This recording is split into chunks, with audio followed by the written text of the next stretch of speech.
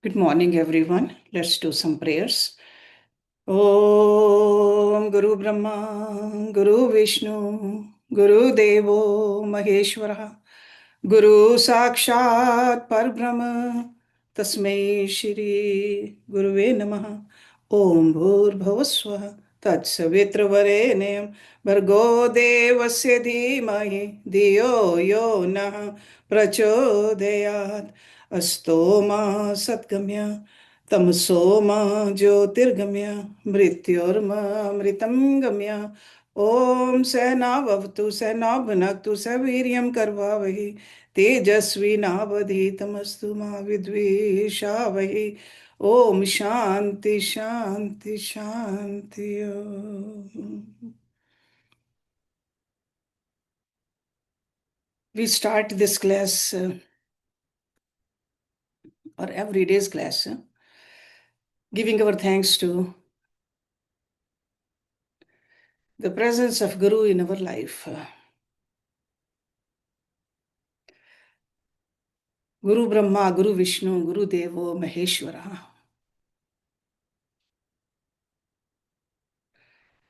For a student, Guru is everything.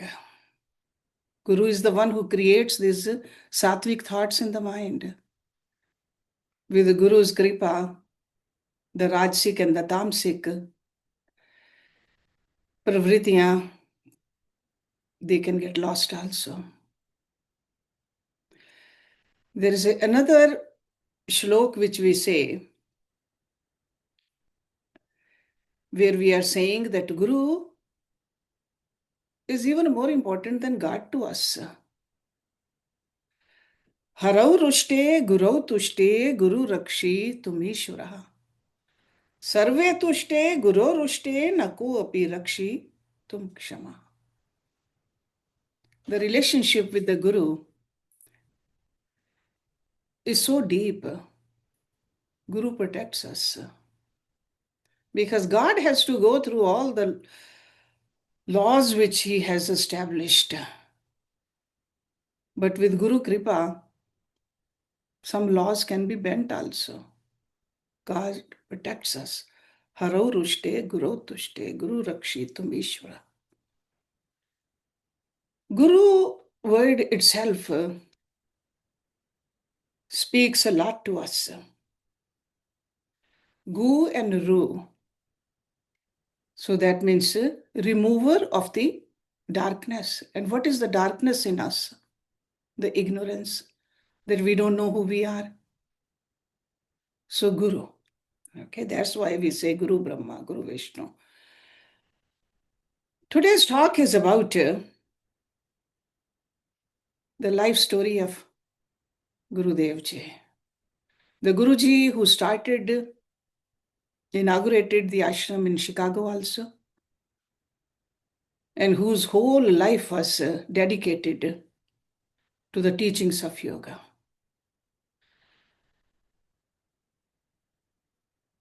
He himself had a guru too. Then his guru had a guru too. So this is the tradition. This is the tradition we see even in Treta Yuga, when Shri Ramchandra ji came in this world. He went to the ashram of Satguru Vashishta. Then when Rishi Vishwamitra came to Ayodhya to get some help,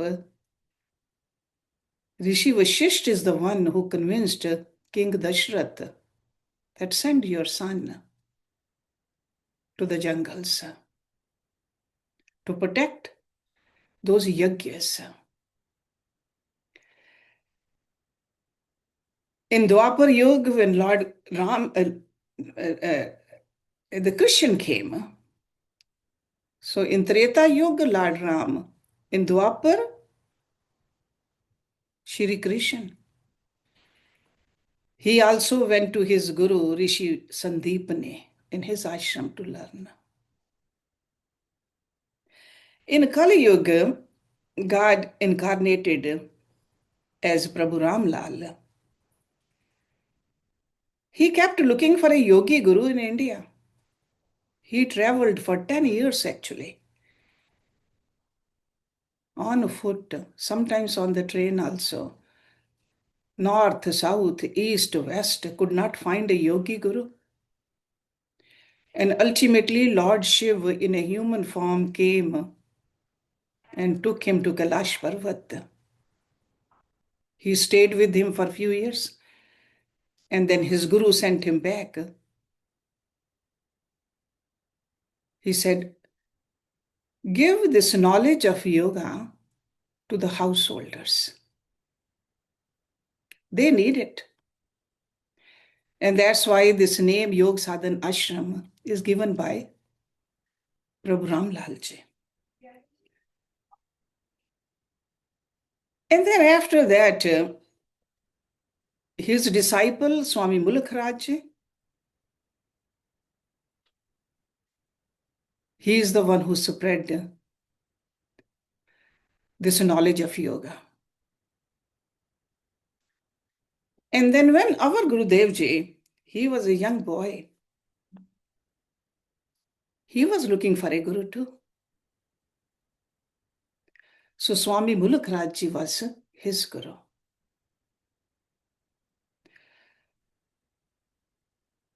Throughout the history, different great saints, they have sung the glories of Guru. Sant Kabir said, Guru Gobind dono khade kiske lagu paam, balihari Guru aapne jin Prabhu diyo milaye.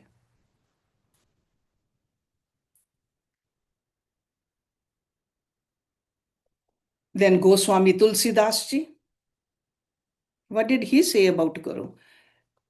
Ram Krishna ते को बड़ो तिन्हु भी गुरु कीन, तीन लोक के नाथ भी गुरु आगे अधीन. So these great saints, they are singing the glories and the importance of the Guru in our life. Guru bin bhav nidhi tare na koi, jo viranchi sankar sam hoy. So without Guru, we cannot cross this coming and going into this life again and again. What did Guru Nanak Dev Ji said? Bhai re Guru bin gyan na hoy. So in order to get this knowledge, the sacred knowledge, the spiritual knowledge, without Guru, we cannot have it.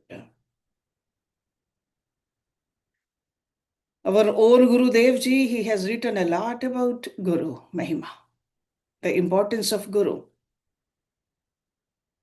He said, Satguru bin man chain na aata, Guru bin ava gaman na jata. Guru bin kis se lage charna, Guru bin bhav se kaise tarna. Guru bin आशीष किस से पाए, गुरु बिन भव मन की किसे बताए. This is one relationship where we can open your heart. This is one relationship which is eternal.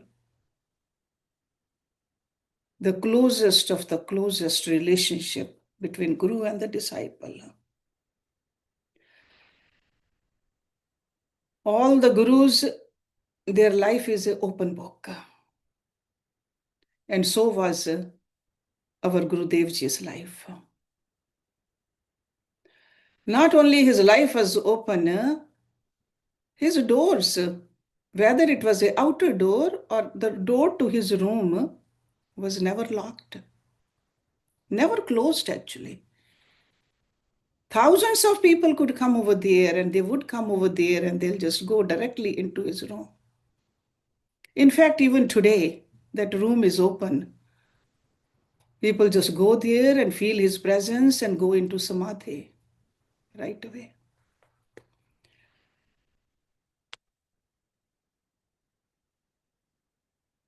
There are countless stories about his life. Somebody would call it a miracle. He never called it a miracle. He always gave the credit to the yogic teachings or to God. His name which was given by his parents, Chaman Lal. And Kapur was the last name. So Chaman Lal Kapur. We called him Satguru Shri Chaman Lal Kapur Ji. Satguru, not just an ordinary guru. Because in his presence we could feel the connection with God. And we can do that only when a guru is connected. Only then a disciple can feel the connection too.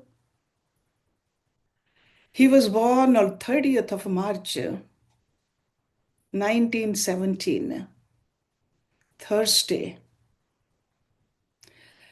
Early in the morning, 3 o'clock and 49 minutes. Where was he born? In Jammu. That is in the state of Kashmir. So Jammu. His father's name, Gyan Chand Kapur, and they called him Lala Shri Gyan Chand Kapur. They always said the names just like we use the word Mr. or Mrs. So some kind of a title to show respect. And mother's name, Shrimati Lajwante.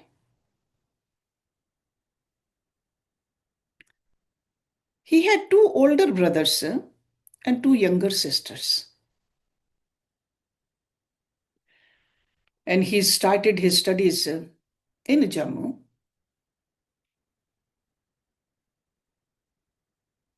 And he got his initiation from Swami Mulak Raj in 1941, when he was still studying in Lahore. That's where the Punjab University was back then.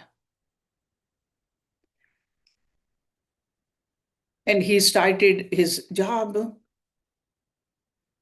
in the school also first.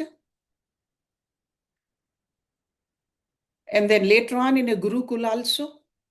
He was a principal in a Gurukul. And in a Gurukul, and back then people used to wear dhotis and keep the bodhis also. And he did the same thing back then. Followed the tradition of the Gurukuls. He got married on 26th of February, 1943 to Shrimati Rajrani. He did not want to get married. There's a beautiful story about it. He just came to this sadhu ashram to become a sadhu, a saint. And he wrote a letter to his parents that I am going to become a sadhu. Then his father sent the older brother to get him. So he convinced our Gurudev Ji, that our mother is crying for you. Come back. So when he came back, he asked the mother, what should I do? What do you want me to do? Because I want to be a sadhu. She said, if you don't listen to me,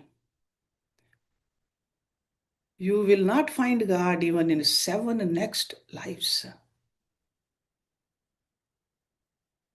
And what did she ask him to do?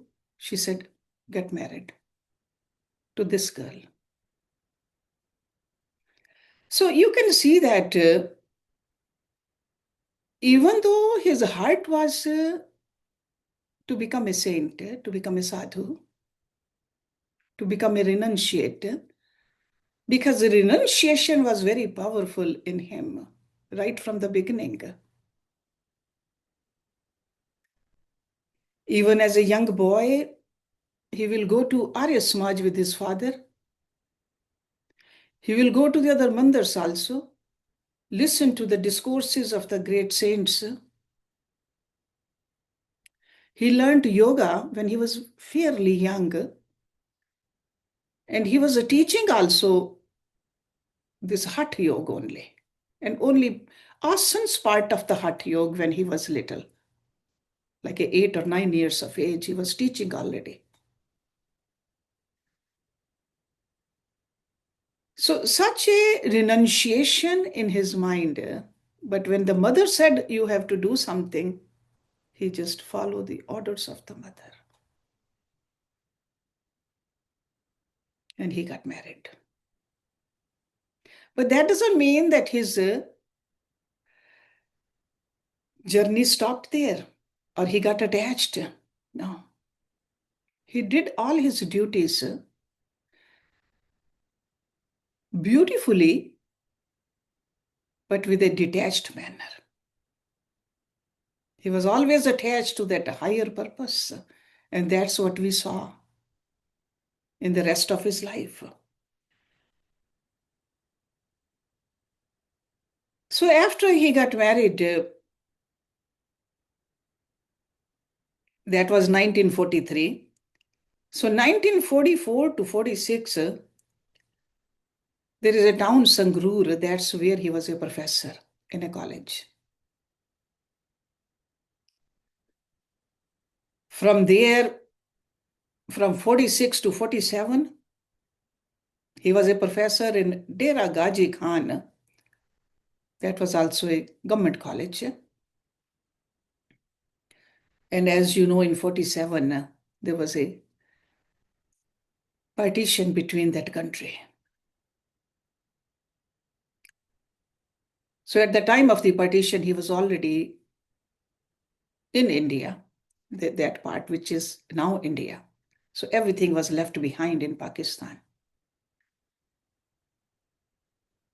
Then he got the posting in Dharamshala, that is in Himachal Pradesh, as a professor, 1948 to 50. 1950 to 52, he was a professor in a college in Ropar. Then after that, in 1952 to 62, he got transferred to Hoshiarpur, Government College, Hoshiarpur. That's where he was a professor. And he was a professor of Sanskrit. Even though most of the people wanted to study English and Urdu back then, but his interest was always in this ancient language, which most of the people didn't want to study. In 1952, his guru, Swami Mulakhraj, he came to Hoshiarpur. He would come every year, but that year when he came, he converted his home into an ashram. And that ashram is still there in Hoshiarpur in Model Town. Then he was transferred for a short time in Jalandhar. Then from there, he was transferred to Shimla. 1963 to 69. Then other towns in Himachal Pradesh, he was transferred. And finally, he retired as a principal of a college in 1975 from Dharamshala. Then he came back to Hoshiarpur Ashram.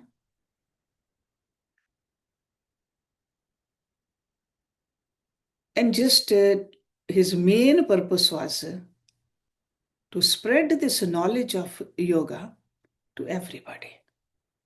Whoever came, he practiced himself and he talked about yoga. Hatha yoga also, Karam yoga also, Jnana yoga also, Bhakti yoga also. Every word from his mouth was always yoga and yoga. Such a detached personality from this Maya. That's what we have seen. Anybody who has come in contact with him. No attachment to money, no attachment to anything else, just attachment to the yogic teachings, his guru and God.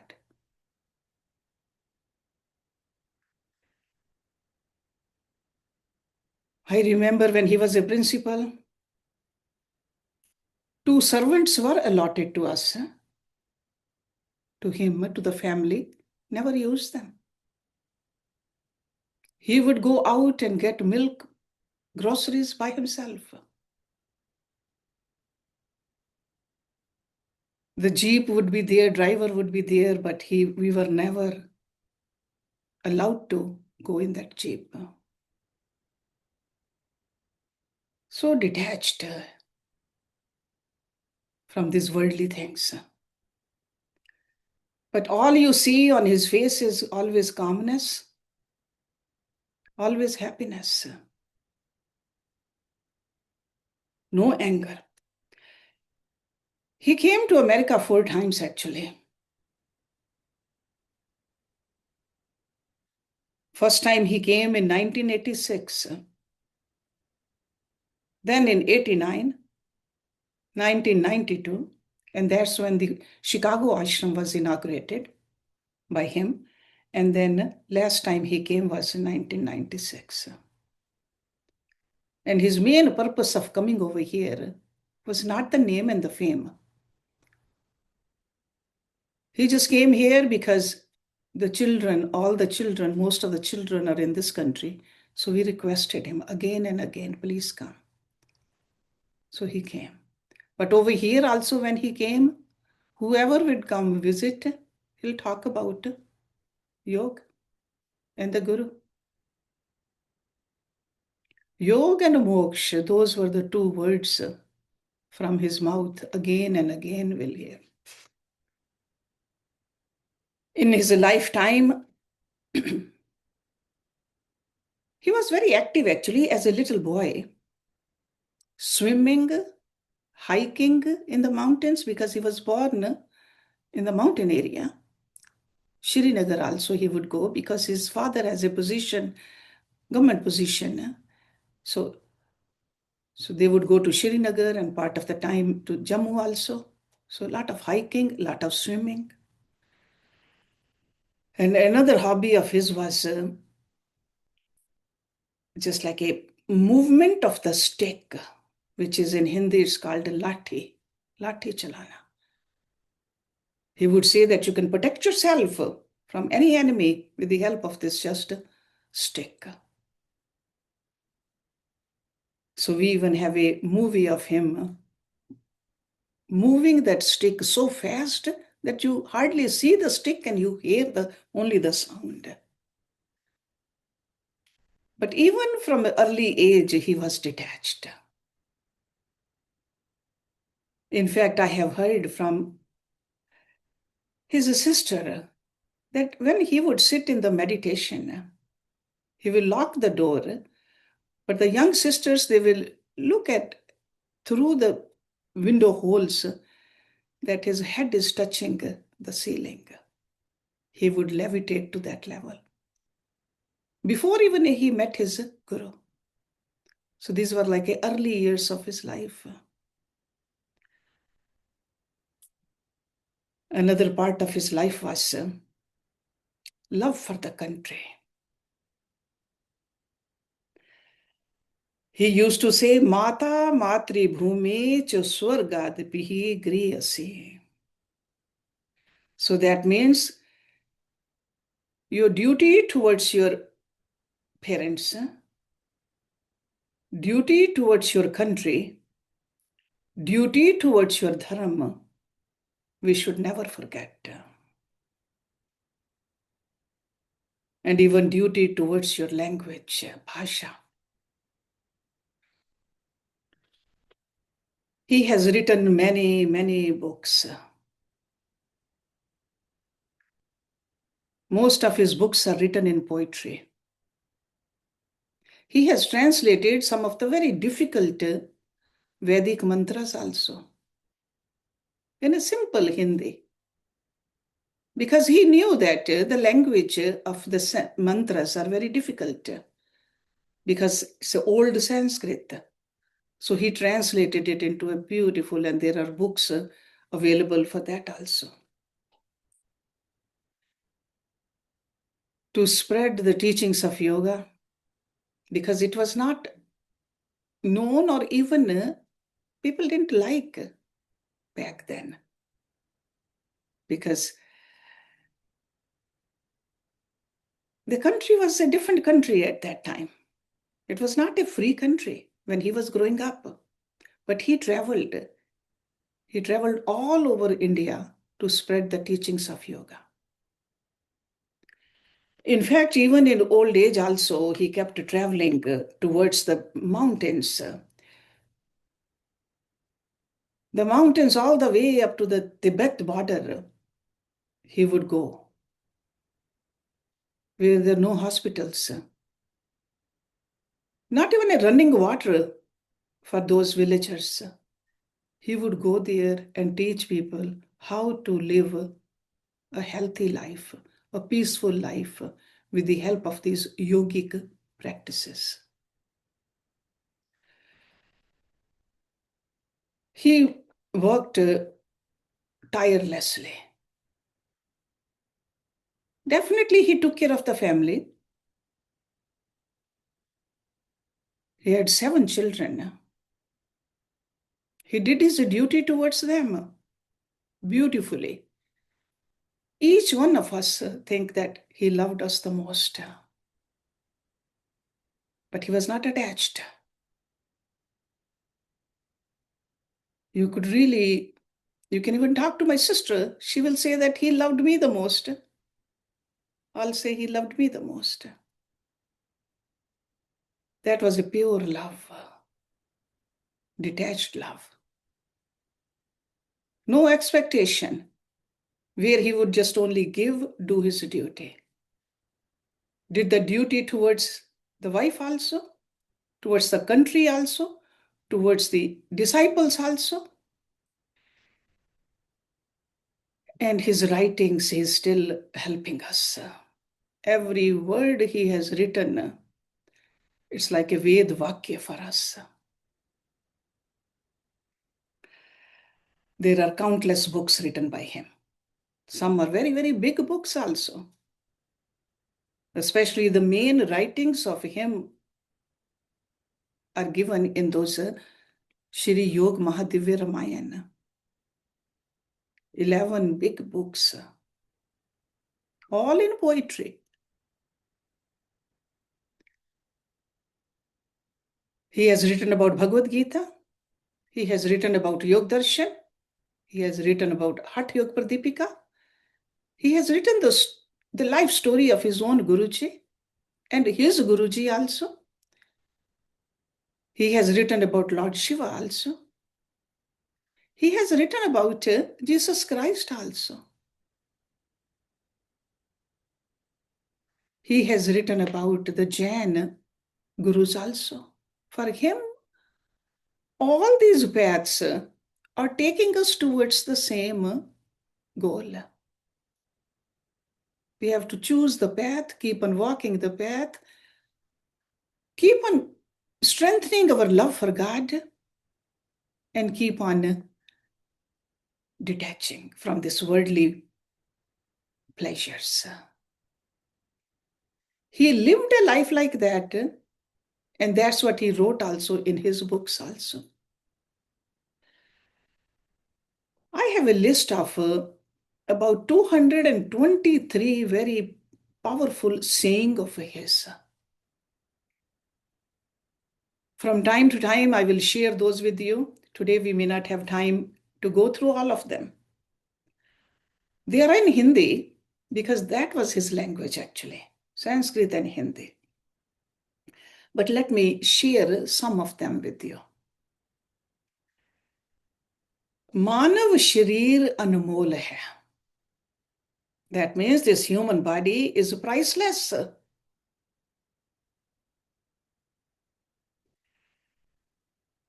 Number 2, हठ योग व राज योग के बिना भक्ति की धारा नहीं बहती.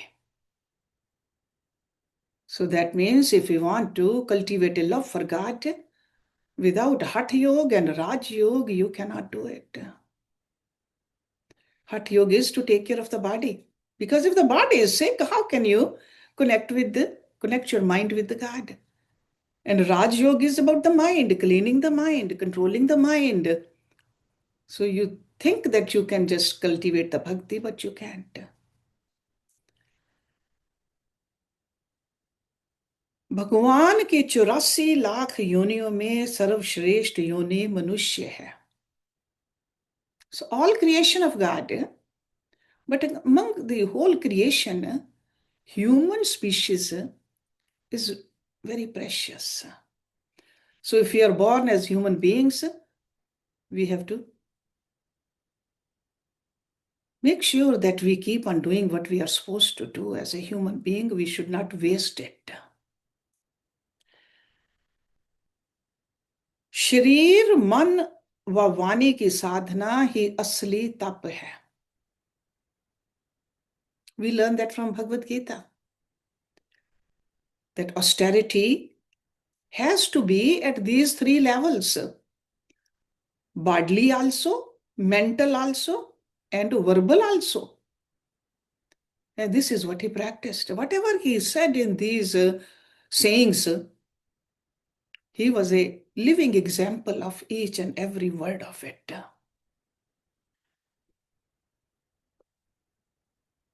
Shrir madhyam khalu dharam sadhanam. That means we want to do the dharam, we want to stay on the path of dharam, but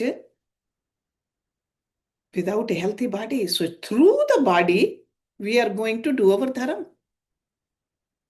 So that's why taking care of the body, this physical body, is so important.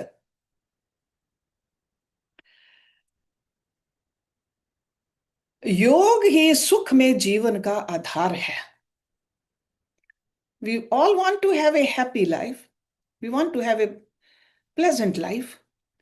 But he says, only through the teachings of yoga, you can attain that. तन व मन ही सुख के आधार हैं. Tan means this body, man is the mind. So through the foundation of the sukh is through only tan and the man. Both of them need to be healthy. Because body can be healthy, but mind is not.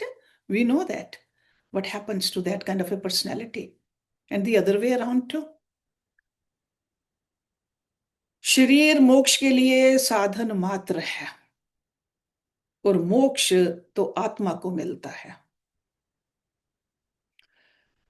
So this body, physical body of ours, this is a vehicle to attain the liberation. Only a vehicle. Nothing more than that. And the moksha is for the atma, for the soul. Because soul, that part of God which has gotten detached somehow, got enveloped in this body, physical body, mental body, causal body, ultimately it has to go back. That is what moksha is. उत्तम समाधि में शरीर मन बुद्धि का आभास नहीं रहता. Uttam Samadhi, that means the highest Samadhi. We learn the different levels of Samadhi. So the highest Samadhi, you don't have any awareness of this body, any awareness of the mind, or any awareness of the buddhi.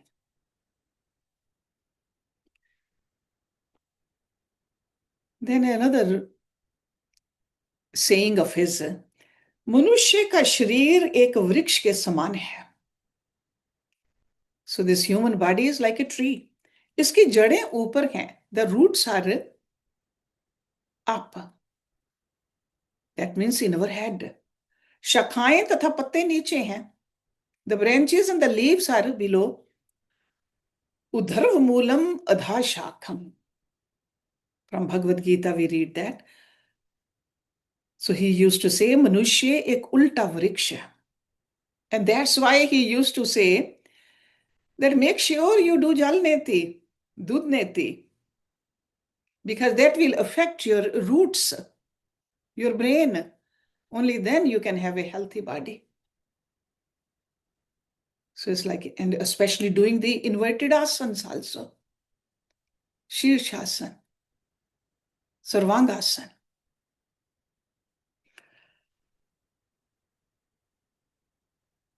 Another one of his saying, हमारा शरीर एक घड़े के समान है. This body is like a earthen pot, जो ठोकर लगने से टूट जाता है. Just a little kick you give, it will break. गीला होने से गल सकता है, इसे योग की अग्नि से पकाएं ताकि संसार की चोटों का मुकाबला कर सके. So this yogic sadhana, the practices which we do, we are making this body strong.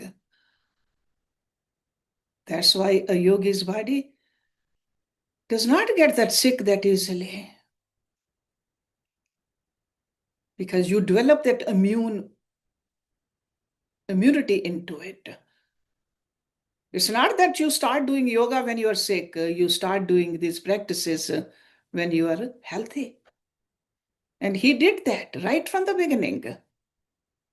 His first guru was his own father, actually. Hatha Yoga. But then later on, the other parts of the Hatha Yoga, the Shatkarams, he learned from Swami Mulakaraji. And that after learning, what did he do? Wherever he worked, in whichever college he worked, or anybody who came to him, that's what he taught. Just kept spreading that. Another very short saying he used to say, Jahan hai yog, wahan na rog. That means wherever there's a yoga, there is no disease. This mind of ours, which we think it's a problem, but he always called this mind a jyoti. He said, Man jyotiyon ki jyot hai. But in order to see this light coming from our mind, we got to keep it pure, keep it clean. So man jyotiyon ki jyot hai. Man jeete, jag jeet. Conquer your own mind. If you have conquered your mind, you have conquered this world. मन ही बंधन व मुक्ति का कारण है. This man is the one, through mind we think we are bound. Through mind we can get liberated. That's how powerful this mind is.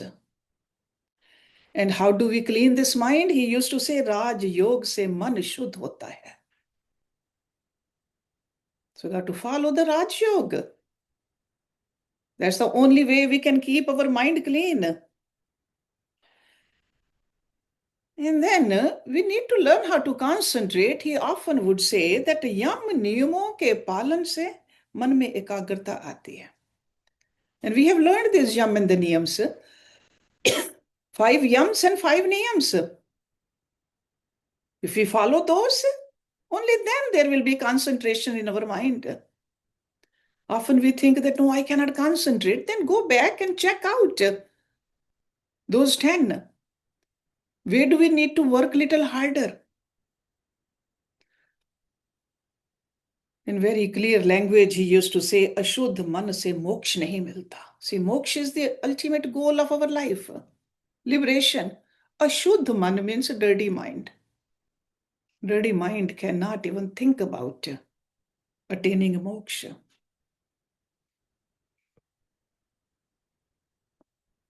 ध्यान मन का काम है, शरीर का नहीं. Okay? ध्यान मन का काम है. So this concentration which we do, meditation we do, that is mental.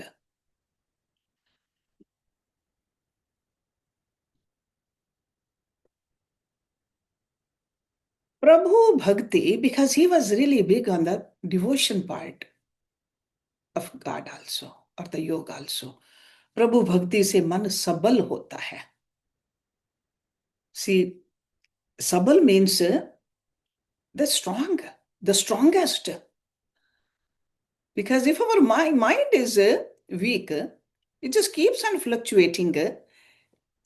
He says, create more devotion for God. Prabhu Bhakti. If we have fear in our mind, if the doubts are in our mind, cultivate more devotion.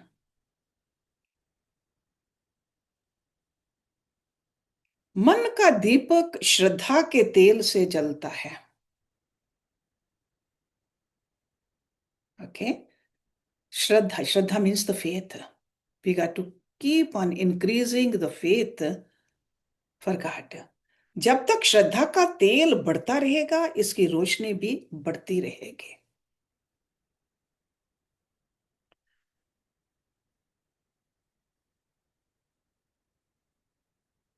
मोह मानसिक दुखों का एक कारण है. So why do we go through the sorrowful time in our life? He says because of the moh, the attachment.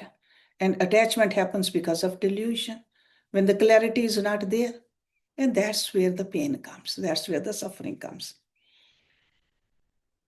चित्त को शुद्ध करने हेतु संतोष जरूरी है. संतोष means contentment. So utmost important part of our life as a yoga abhyasi, contentment.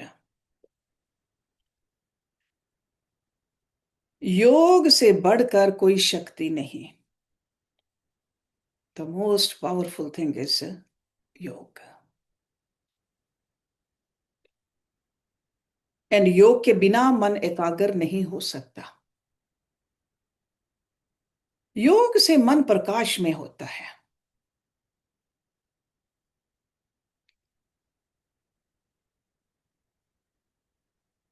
योग वैदिक काल से है. Because sometimes people think that these teachings of yoga started recently. No, they are eternal. He used to say Yog Shashwat hai. Shashwat means eternal. That's why we see all these teachings of yoga in the Vedas. So it's a Shashwat and it's from a Vedic Kal.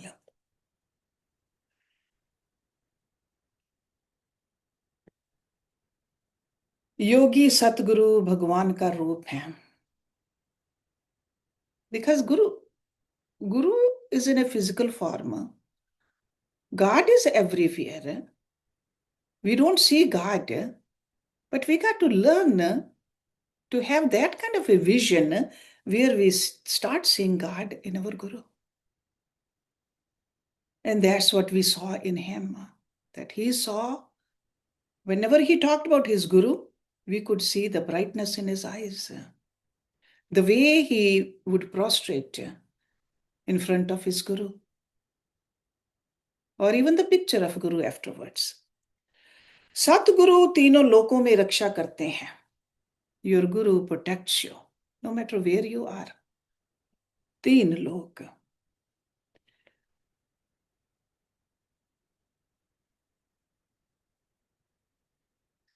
So there are quite a few more sayings. So in future, maybe we'll go through more, or maybe I will print those for you and translate those also in English for you, so that you know. So list which I have is 223 sayings. And these are all his sayings. यज्ञ करो और भगवान को अर्पण करो. So every Thursday there used to be a yajna where you offer everything to God. Arpan karo.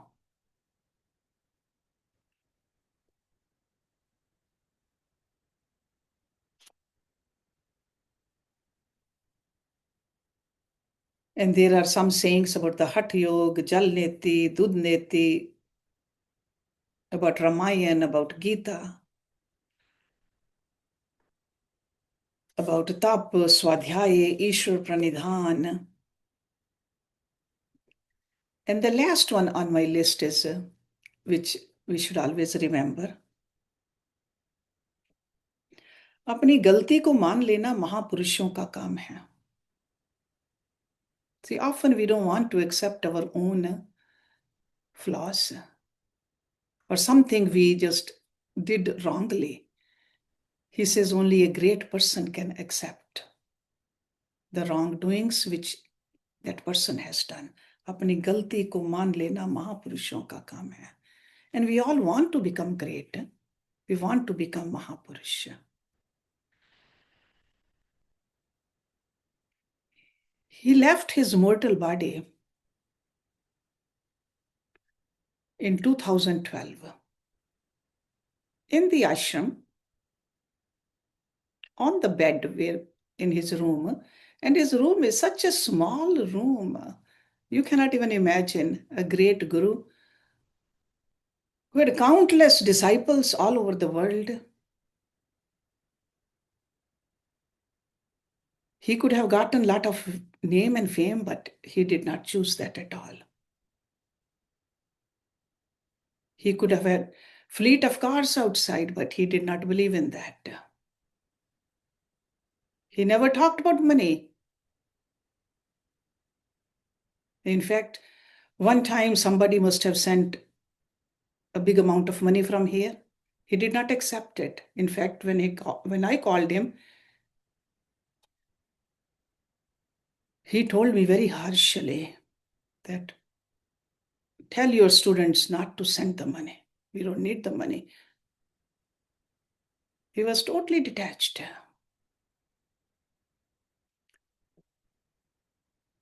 His room was so simple. His bathroom was so small. Often, us kids, we wanted to renovate it, but he said, no, this is fine. In fact, in his bed where he would put his foot down, the floor was that old vinyl floor. And it was coming apart because a lot of people will come there, do pranam, touch. So it just was little broken, basically. And one night when I went there to do pranam, I said, can we change this flooring at least in your room? He said, why? I said, it's breaking and you can hurt yourself or somebody can get hurt with this little big tear, actually. He just looked at me. He did not say a word. I went to my room to sleep. In the morning when I came, there was a small piece of carpet on top of that, on that tear. He said, are you happy now? That was the height of simplicity. Up until his last stage of life, he cut his own hair, washed his own clothes. Simple. Never wanted to be dependent upon anybody. Cooked his own food when he was alone in Shimla also for almost a year. He loved sweets. Anytime our mother made loki or ghia or tinde, so he would just tell the children, just make sure you eat small amount. I'm going to make halwa afterwards. And he would make the best halwa. So those are the memories we have of him. So 2012, April 22nd, when he took his last breath. But he's not gone. He's not gone at all. Countless disciples, they still feel his presence. So that's why we are not sad. We did not cry. We feel his presence even more. When he was in the body, I had to call him to talk to him every week. Now I don't even have to call him. I can talk to him anytime, anywhere. That's how I feel. And that's how a lot of other students of his, disciples of his feel. Okay. So thank you for listening, because you requested that I should talk about Gurudev Ji. See, some of us call him Sadgurudev, some people say Maharaj Ji, some people say Principal Saab, Kapur Saab, different names we all call, but we all have the highest regard. We really saw God in him, walking and talking God, nothing less than that. Om Purnamada Purnamidam Purnat Purnamudachyate Purnasya Purnamadaye Purnameva Vishishyate Om Shanti Shanti Shanti Om. Thank you, Harshji. It was wonderful. It was very good to hear about him.